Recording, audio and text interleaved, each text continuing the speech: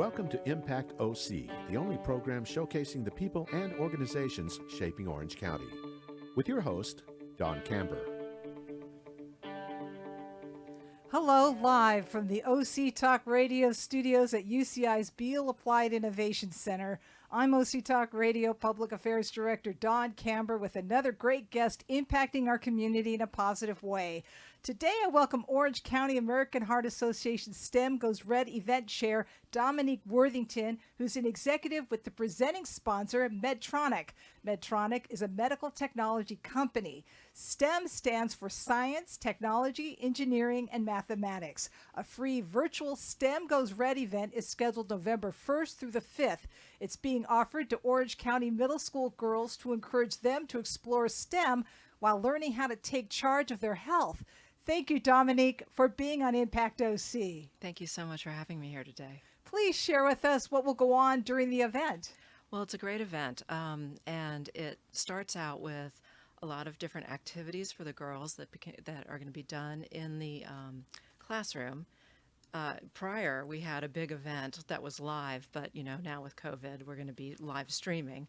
And so any school, any junior high in OC can sign up for this, and there'll be these wonderful events where the girls learn all sorts of different things about science, technology, math, and the events are hosted by different businesses here in Orange County. And then that's followed up with mentorship. So it's very exciting. We'll spark their interest with these really neat different programs that they'll do.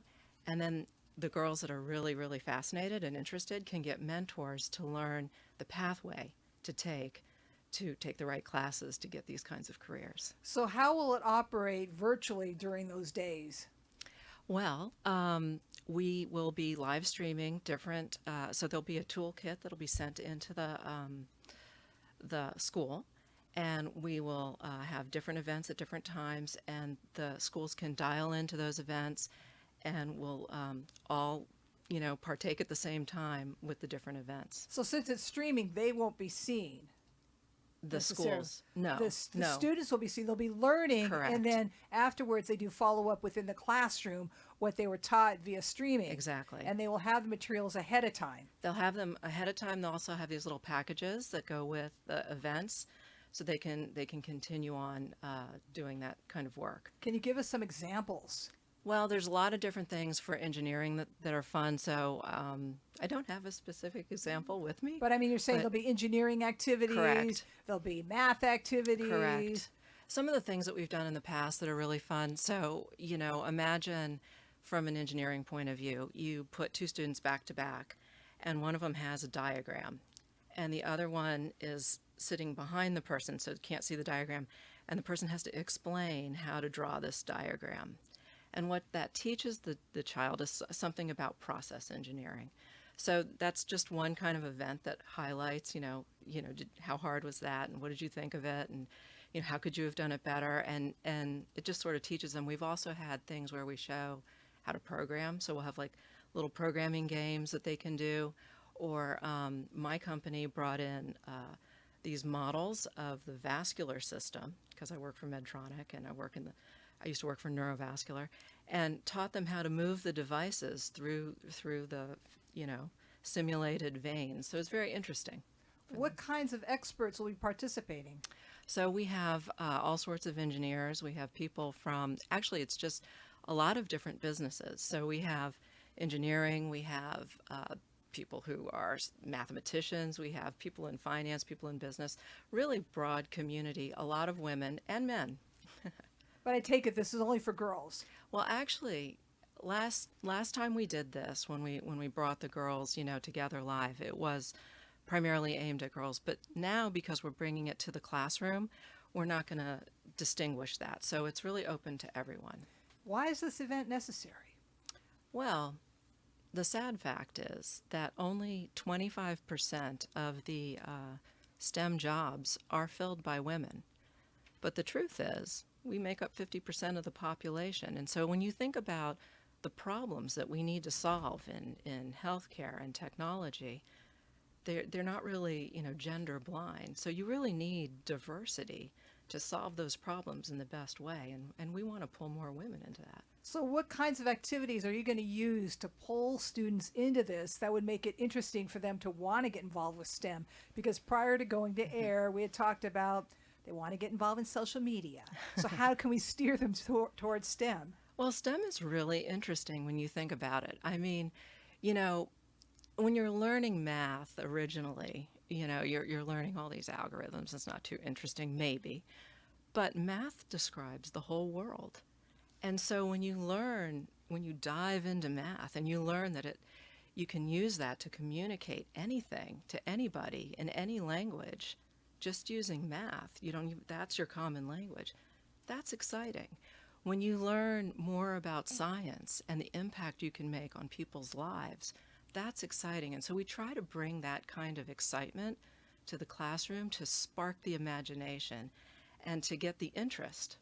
And again, this event is going to happen November 1st through the 5th. So will there be day-long activities all those days? There will be different activities, not all day long, one activity, but different separate activities all throughout the day. So if parents want their kids involved with this, what can they do? I think they need to contact their school first and foremost, and then the school can contact the American Heart Association. Well, speaking of the Heart Association, this is part of the Go Red for Women movement. Explain the movement. So Go Red for Women is really about the fact that heart disease or cardiovascular disease is the #1 killer of women.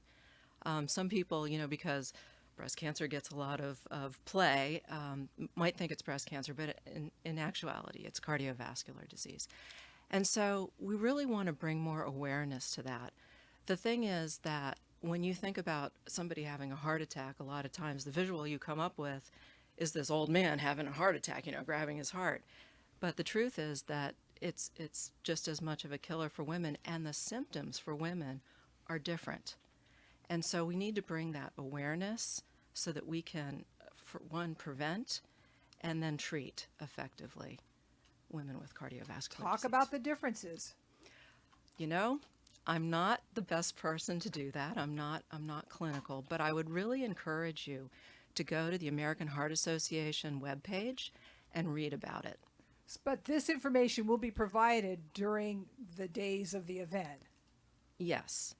Now, the days of this event are much more geared towards getting girls interested in STEM, not so much about the cardiovascular, women, Go Red for Women, but yes, that information is available. So how can parents get involved?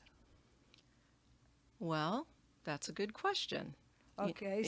So, adults can Yep. then sign their kids. Can they sign their kids up directly? Absolutely. How can adults Absolutely. sign their kids up? Well, I think what you have to do is really get involved through your school, because we're putting this on for the schools, and the toolkits and all of the work that we do, but the materials as well will be distributed through the school system. So the way it works is they go to their school and they say, I want my kid to get involved with this. Please sign up. And then the school will get the materials from Correct. the American Heart Association or from the STEM Goes Red. STEM Goes Red, which Yep. is the American Heart Association Correct. putting it on. And so the schools will have this stuff in advance of the big event, right? That's right. And then the schools will plan out when they want the girls to watch these different streaming events, That's correct. and then they'll participate. What kinds of activities do you anticipate seeing the girls do? Well, we're going to have a great event from our company, again, sort of taking them through actually our business. So another part of this is it's difficult when you're in school, when you're that age, to really think about what is a STEM career? What does that mean? What would I do from day to day? Unless your parents are in that kind of career and they share that with you, it's not tangible. So we're gonna walk them through our building, and they'll see what we do. We'll take them into some of the labs, show them some of the experiments. And that's virtual. That's all virtual. That's correct. So Live give streaming. us a tour of what they're going to see. So they'll see some of the labs, they'll see some of the things we're experimenting with, and they'll see, what our devices do and how they save lives. So again, talk about a passion about, saving somebody's life. You don't have to become a doctor. You can work in an industry where you're making things that make a difference in that way. And so they'll learn that, and they'll see what the devices look like, and they'll see how they work. You're a STEM woman. Yeah. Explain what it's like to be a STEM woman in terms of your recollection of getting into this field, because that's a field that you want more women to get involved with. Yeah, so interestingly, when I started my career, I was a programmer actually. And I actually worked on a project with 90 people, and there were 4 women. Can you imagine? So we joked around. Our project was so large, we took up the entire floor of this building, and there were bathrooms, and we had 5 stalls and only 4 women. So I mean, that's how it was, right? And so it was different, to be one of the only women on a project like that. Women think differently. We had to dress differently at the time. It was required to wear a skirt and pantyhose. And, the men, of course, could wear anything they wanted. So, so it was really different. I didn't think about it too much as being so different. When I look back now today, I can see, what it was. It was very different. I would say we've come a really long way.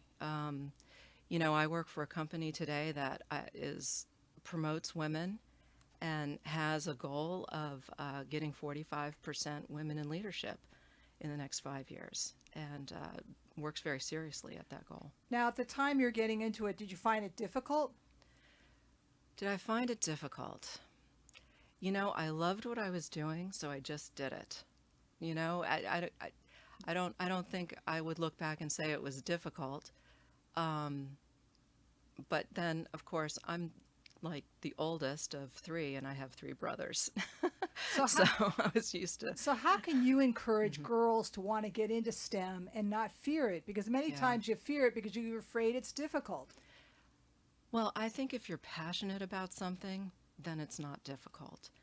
And so, as you do these programs that we have, if you're going to participate, or if you're in a class and you find that you have this curiosity, or you really love what you're doing, you love it to the extent that the time just goes by and you don't even notice the time, right? And this could be, maybe you're sitting at the computer, maybe you're solving a problem, maybe you're working on a puzzle. If you're doing those things and the time is just going by, then you probably are interested in STEM, and you should pursue it. And what can you tell them about STEM careers in the future?